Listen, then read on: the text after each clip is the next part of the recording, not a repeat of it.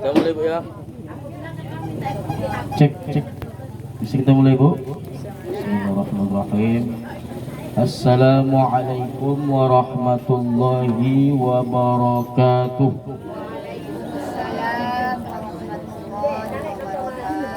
Subhanalladzi alhamdulillahilladzi asra bi 'abdihi lailan minal masjidil haram ilal masjidil aqsa alladzi barakna haulahu linuriyahu min ayatina innahu huwas sami'ul basir.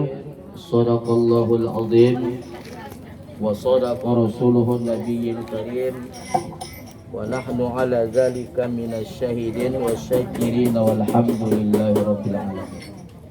Ibu yang dirahmati Allah, bersyukur kita kepada Allah dengan ucapan alhamdulillahi rabbil alamin.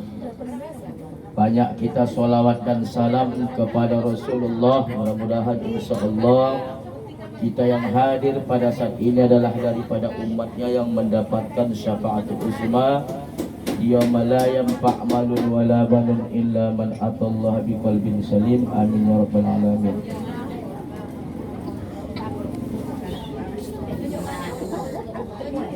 Bu Ibu, mari kita fokus. Kalau dinomat di dalam ini kita menjaga kehusukan kok dari luar batin itu. Ya.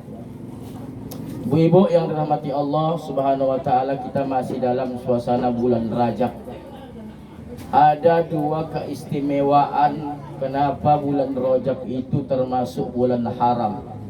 Ashurul Hurum, bulan-bulan yang haram yang dikatakan Allah merujuk daripada surah At-Taubah ayat 36, yaitu dikatakan salasatun mutawaliyatun, tiga yang berturut-turut, yaitu Dzulqa'dah, Dzulhijjah dan Muharram 11, 12, 1. Wa wahidun, satu mafarikotun yang terpisah, yaitu bulan Rajab.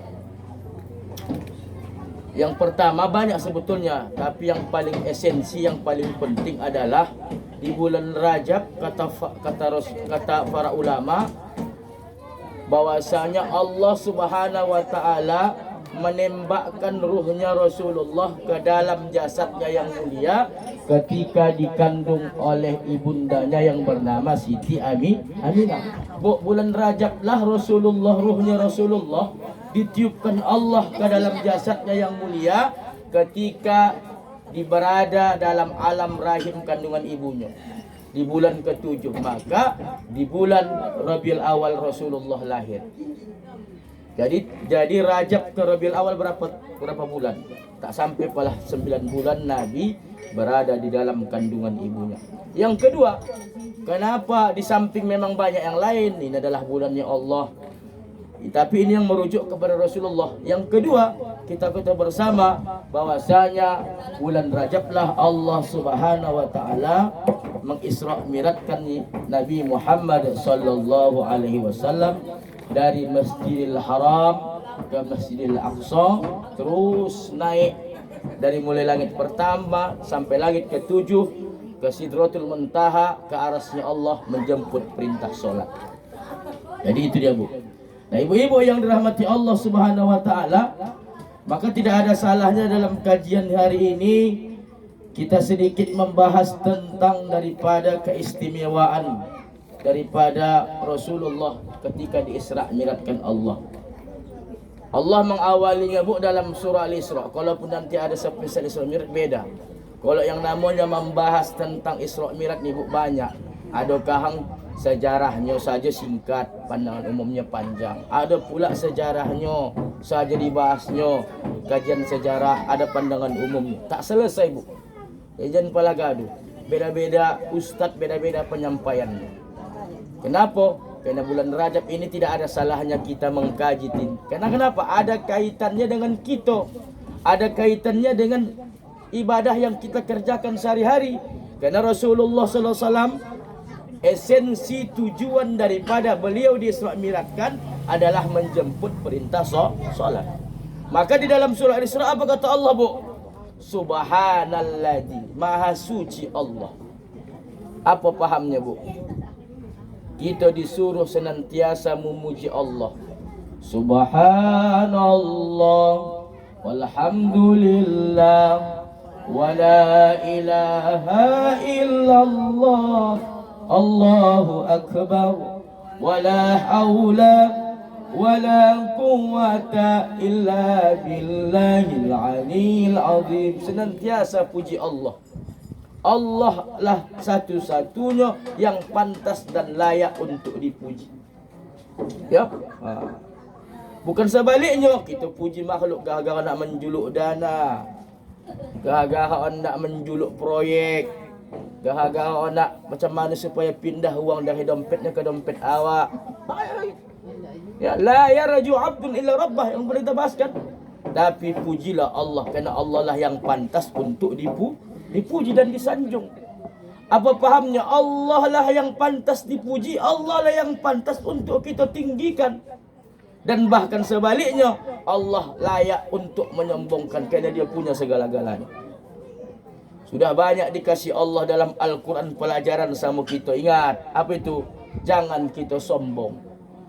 Allah yang berhak sombong, takabur itu pakaian Allah. Allah tidak redo, tidak ikhlas, tidak mau pakaiannya dipakai oleh hambanya kita, oleh manusia yang tak layak untuk sombong.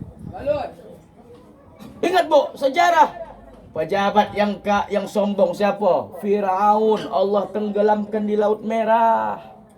Kan? Tapi manusia sekarang banyak macam Firaun. Kan? Awak pun kan mau macam Firaun.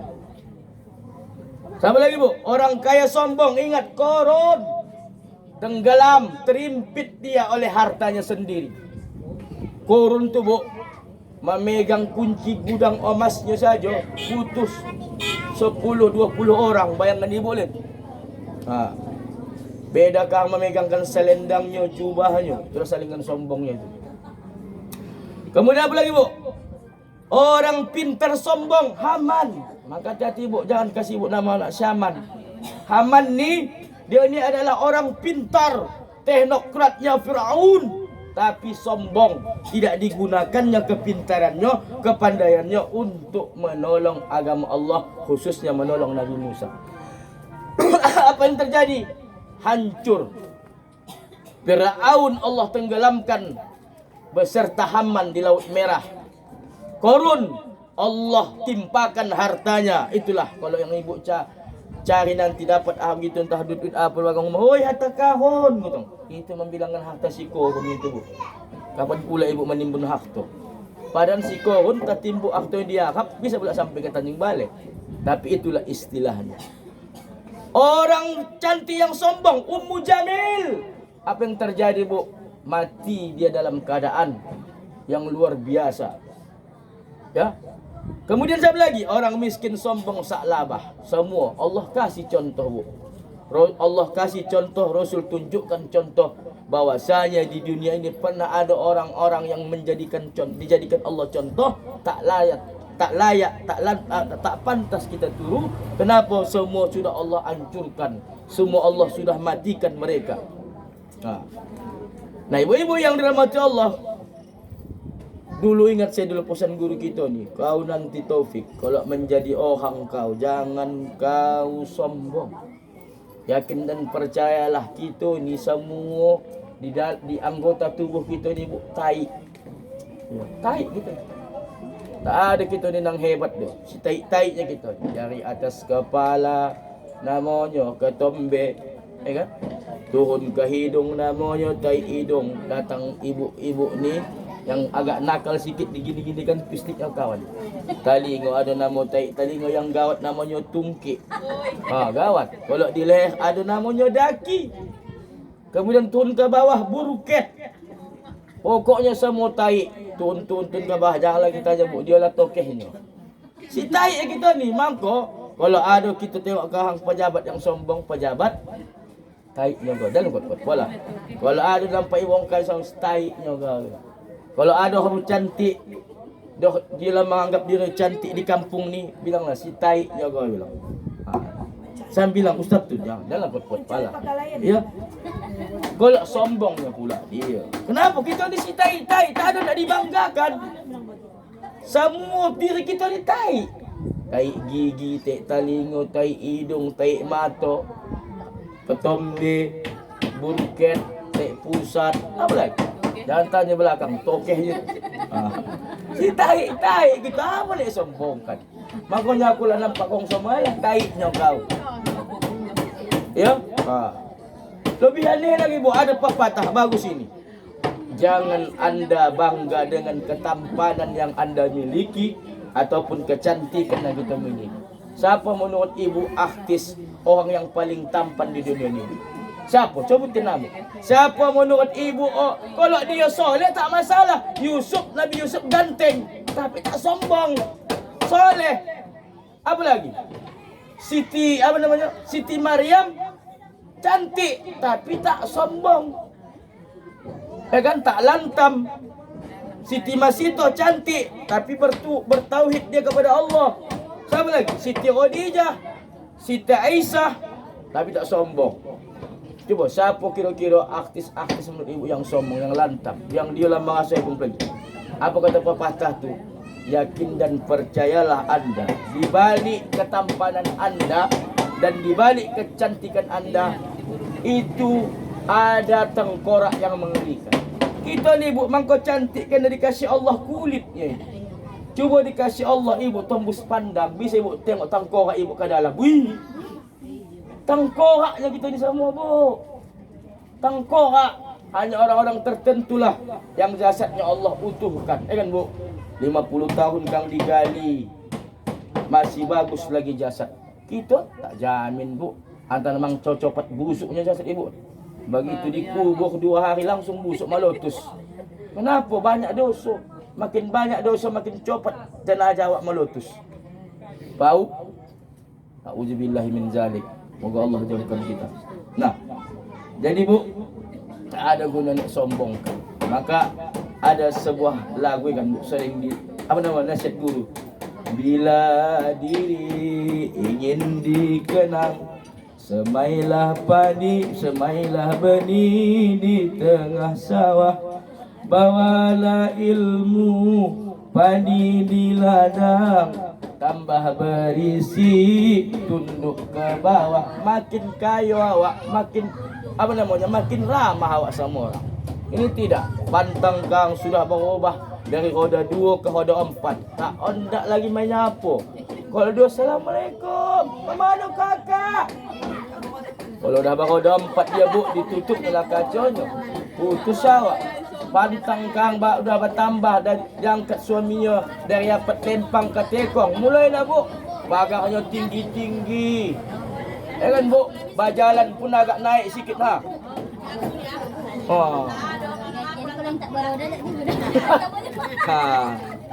Bah makin gawat lah itu. Sama-sama roda 2 sombong pula sama makin gawat. Kalau tadi makanya apa kata Rasul? Allah benci kepada orang kaya yang sombong, tapi Allah jauh lebih benci kepada orang miskin yang sombong. Kalau orang kaya tadi sombong, wajah bu ada disombongkan. Ini miskin, selepel nyawa, tapi naudzubillah bukan main lantamnya. Baru lagi 3 minggu lagi yang jadi dapat lempang. Oh iya mak ayah. Tak ibu-ibu sini, ibu sana. Cuma ibu-ibu sana tu sedang di sini pengajian. Tapi ini yang paten bu. Sambungannya 2 saja, panjang bonah apa ya? Bila diri ingin terpandang, jauhi kata tinggi melambung, jauhi sifat ayam di kandang, bertelur 1 ribut sekampung. Tengok ayam betina tu, satunya telurnya. Tak ribut dia tak tampung ya. Kau tengok,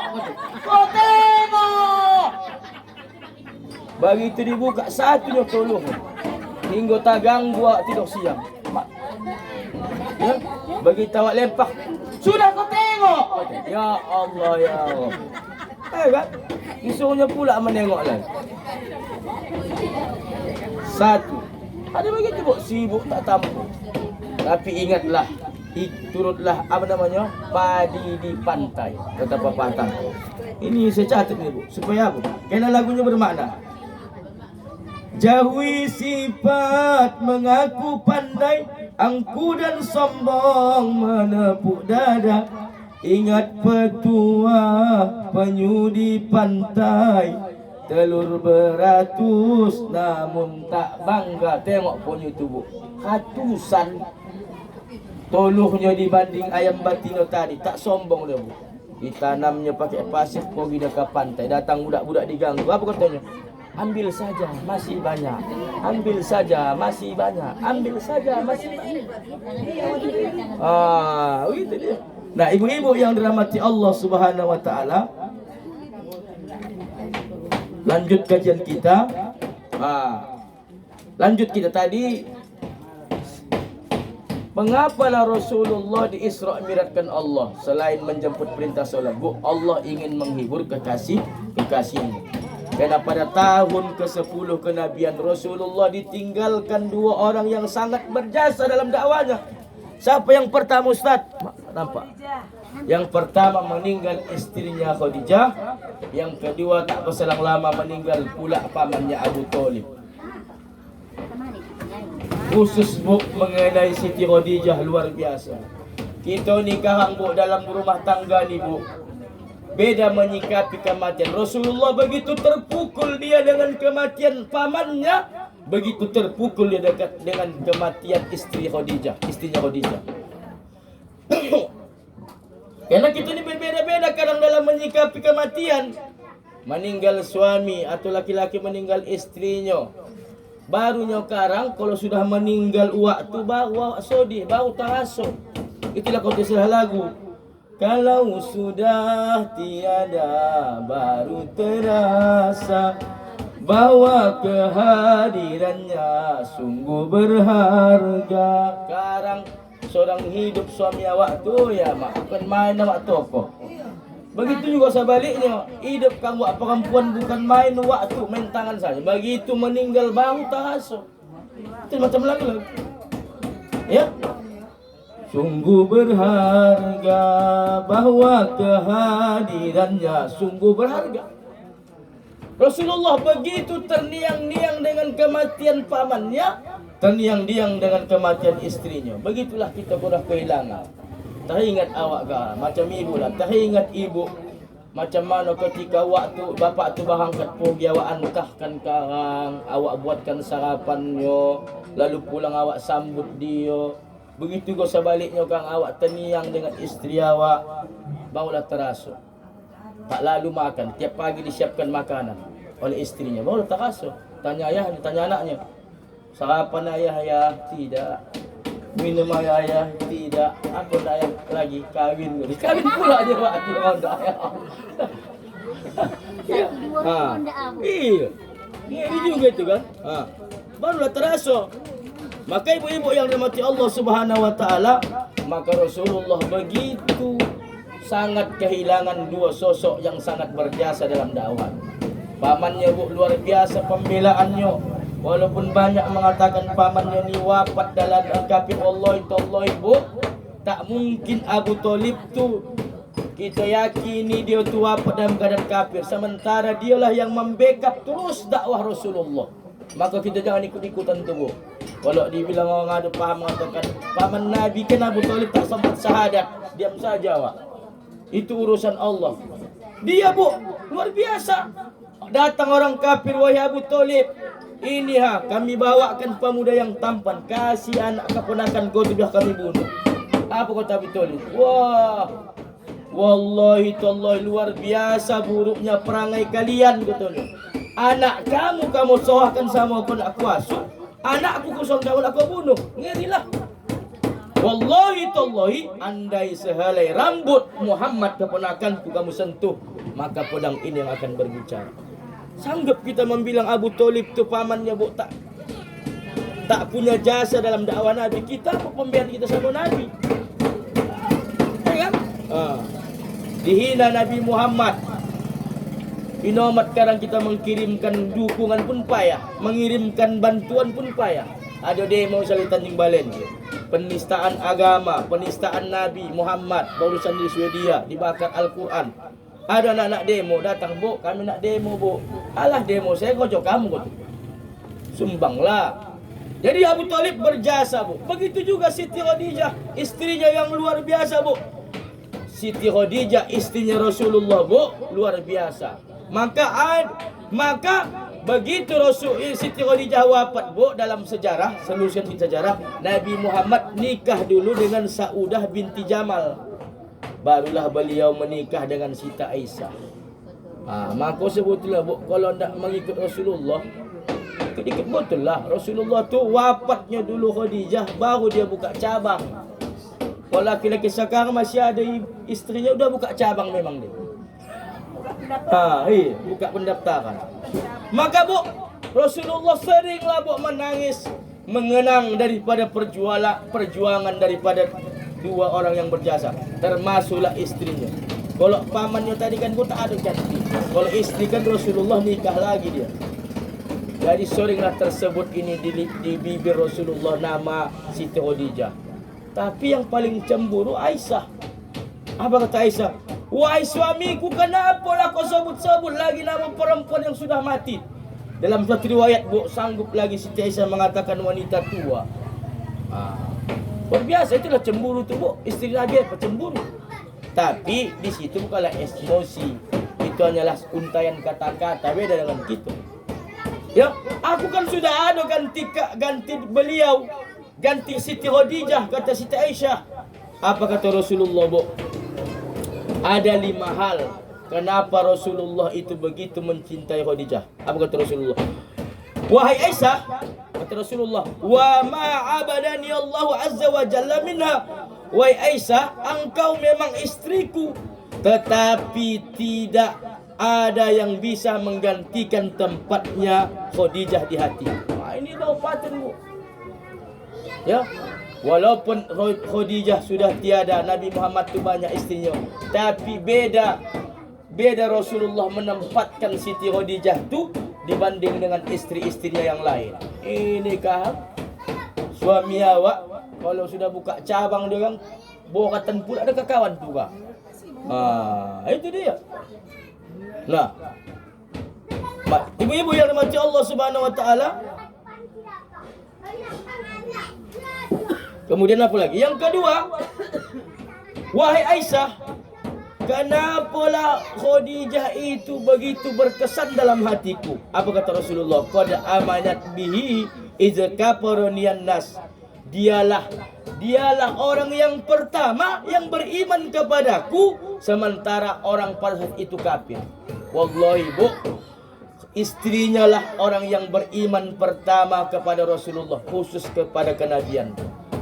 Apa dalam sejarah ketika Rasulullah pulang dari Gua Hira, kedinginan karena berjumpa dengan malaikat Jibril. Apa kata Rasulullah? Jambiluni, selimuti aku, wahai Khadijah, selimuti aku. Maka Siti Khadijah pun menyelimuti Rasulullah. Dimotivasinya suamimu. Makanya, Bu, kalau dikaji-kaji dakwahnya dakwah, imannya seorang suami itu tergantung kepada istrinya. Kadang ibu-ibu ni yang mengingatkan agama suaminya. Kan, Bu? Betul kan? Abang sholat lah, babang. Abang ni pemimpin rumah tangga kan. Dah 20 tahun kita dalam rumah tangga ni, bang, malu lah kita, bang, malu. Abangnya yang seharusnya mengajak kami sholat, membimbing kami sholat, menyuruh anak-anak tu sholat, mengimami kami sholat. Ini ku tengok lain ni, abang. Masya Allah, berubah bapak tu. Bahkan ibu tak jenuh untuk menasihati, menegur suami. Kalau tahu pendapat pula suami yang memang jauh dari agama, berubahlah bapak tu. Berubah kenapa? Karena istri, karena sosok seorang istri, ibu. Begitulah Rasulullah, Bu, dimotivasi Siti Khadijah. Kan? Wahai suamiku, jangan kau gentar. Itu yang datang tu adalah malaikat. Maka dia tak berapa lama mengantarkan suaminya ke warahmat. Berubahlah bapak tu, ibu buat. Yang dulunya jauh dari agama. Apa kata anak-anak? Mak, alhamdulillah ya, mak. Berubah ayah tu, mak, berubah. Yang tahu juga sungka babuih mulut mak, berubah ayah kau berubah. Jadilah. Ini, Bu, jangan bosan, Bu. Anak-anak tu jangan bosan ingatkan solat. Biar, Bu. biar kita paksakan tiap hari. Oh nak mengantuk dia silakan. Apa rela kita, suami kita, anak-anak kita, putra-putri kita dirondam api neraka? Tidak, maka jangan bosan, Bu. Ini kan tak balik ya, tengah malam kang tak bangun nih, Bu. Menyuruhkan anak mentaskan HP. Ya kan? Bangun kau dulu. Oh mak telu pemantas HP kata. Ya Allah ya. Bukan dibangunkan salat tahajud. Jadi Bu, maka lihat Khadijah. Dialah menjadi penerang, penyejuk, memotivasi Rasulullah ketika Rasulullah berdakwah. Ibu pun begitu juga. Maka jantungnya keluarga itu adalah istri. Jangan bosan. Jangan bosan mengajak kebaikan untuk keluarga.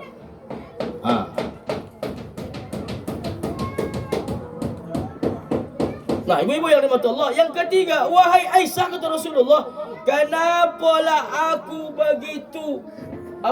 begitu teringat kepada Khadijah? Apa kata Rasulullah?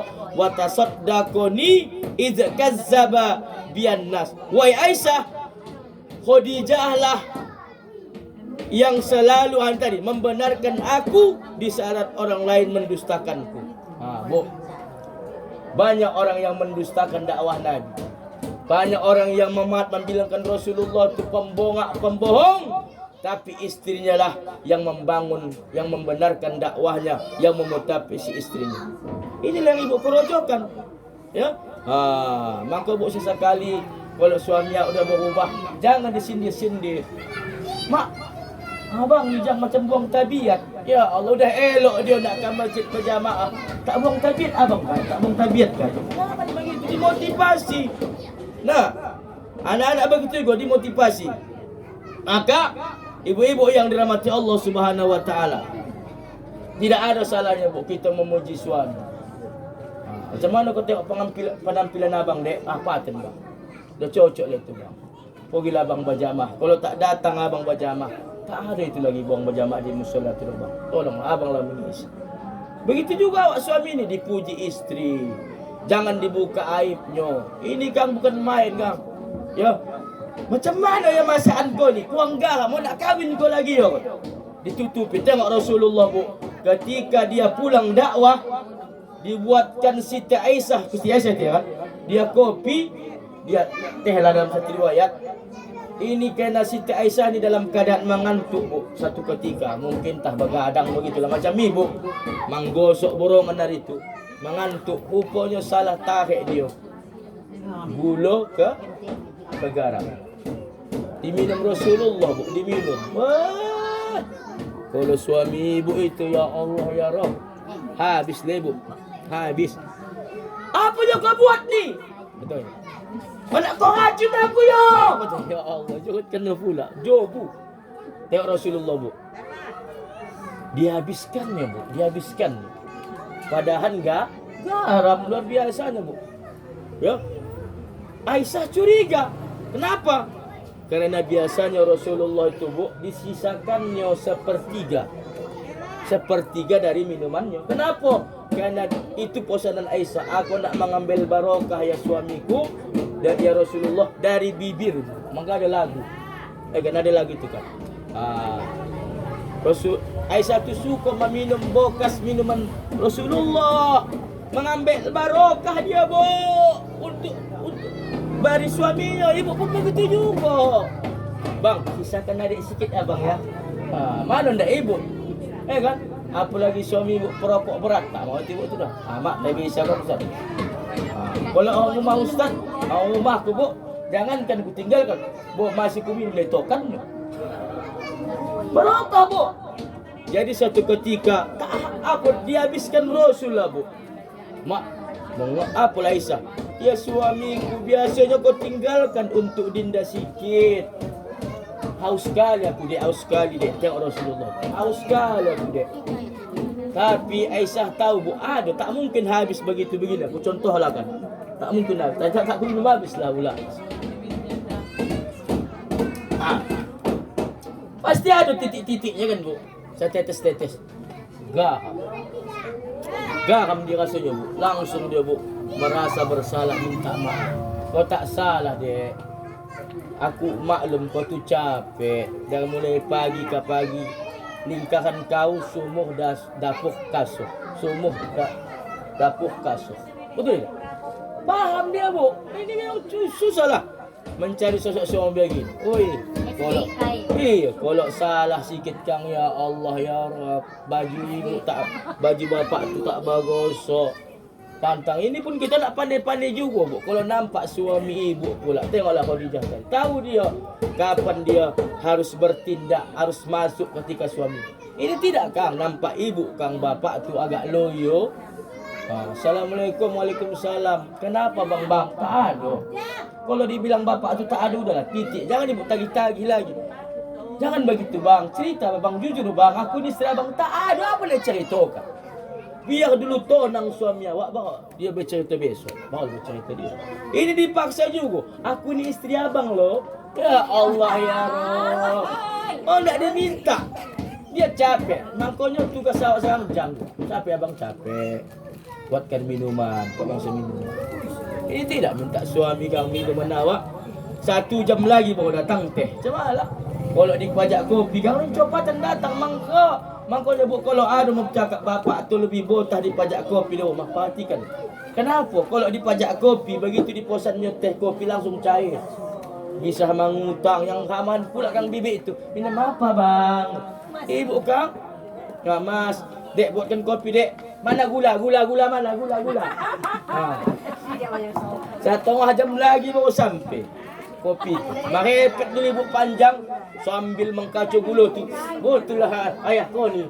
Aku dah capek. Macam mana nak apa dia? Minum tak ibu. Itulah Khadijah. Kemudian yang keempat. Bu.